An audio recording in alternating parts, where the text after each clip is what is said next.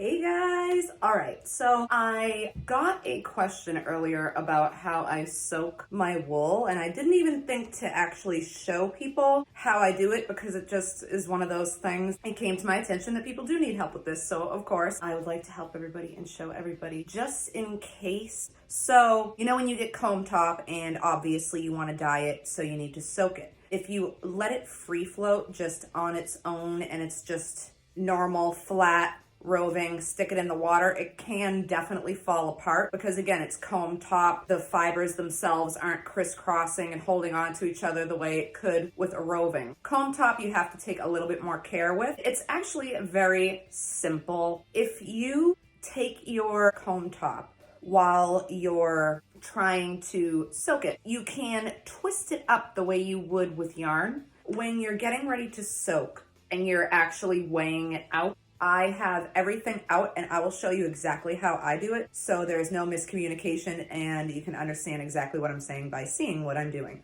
It's very simple. It's the same principle as spinning yarn. What I mean by that is when you spin the yarn itself, that makes it bind to itself. It creates kinetic and potential energy, which is what can make a yarn curl up on itself, etc. But it also makes the fiber more stable and hold on to itself. Therefore, if when you're soaking, you just take a little bit of time to make sure that it's not just perfectly flat, just slightly twirled up, it won't fall apart. And I will show you exactly what I mean right now. All right, so as you can see, I'm getting ready to weigh out this pound of 50/50 merino silk. I've got my silicone zip ties ready so I can color code. So when I put them in the tub itself to soak, I won't forget what is what. That is another reason these are very important. You can color code everything. I make sure that I have a whiteboard and I have everything written down in a notebook, just in case my whiteboard for some reason got erased or something like that. I always keep a hard copy of everything, and when I go through all of my orders, I just simply check them off as I go and send them out. So zip ties, scale, wool. This is comb top. It's as simple as this. While you're weighing it out, just the simple act of doing this to make your little ball to weigh spins it up, as you can see. Just like yarn on a spinning wheel, just a lot less twist. You want to keep that twist in your roving while it's soaking so it can stay together. And it's really that simple. You don't have to really think of anything extra. It just naturally happens as you do that twirling motion of your roving. So we've got 4.2 ounces. I gotta take a little bit off to make this 4. 4 ounces, break it off. Exactly 4 ounces.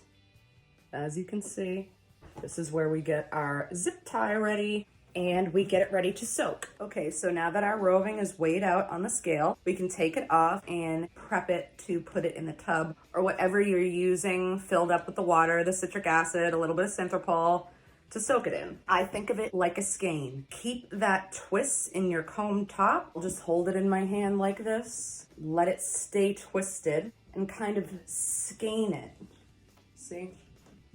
It's a little twisted.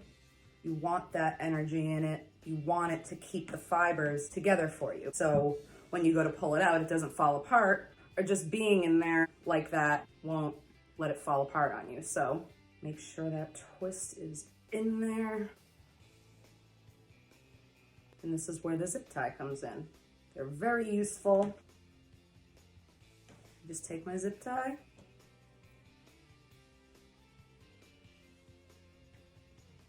put it in there, and now it's like a skein. So I'll place it into my tub of the water and citric acid and let the water just soak into it. I'll push it down a little bit, but I don't agitate it very much. And then I leave these sitting right at the top, so I don't need to really fuss with it and move it around very much. I just stick it in, let it soak everything up, leave this sitting on the top so I can grab them and I can see what's what. I also label my tubs. Obviously, you should really keep track of everything because I haven't before and I messed up big time. Forgot what was what and had to go buy all new stuff and re-soak everything because I had no idea what it was.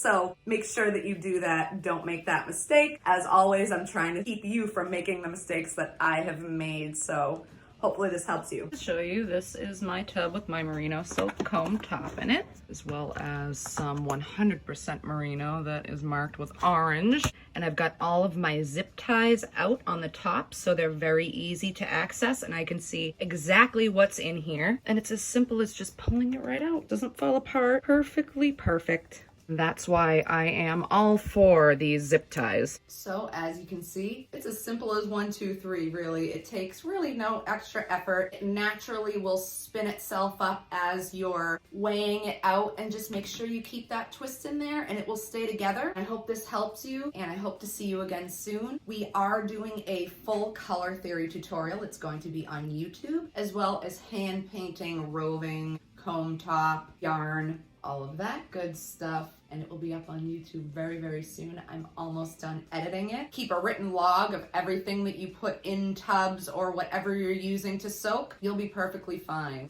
So I hope this helped you, and I hope to see you again really soon.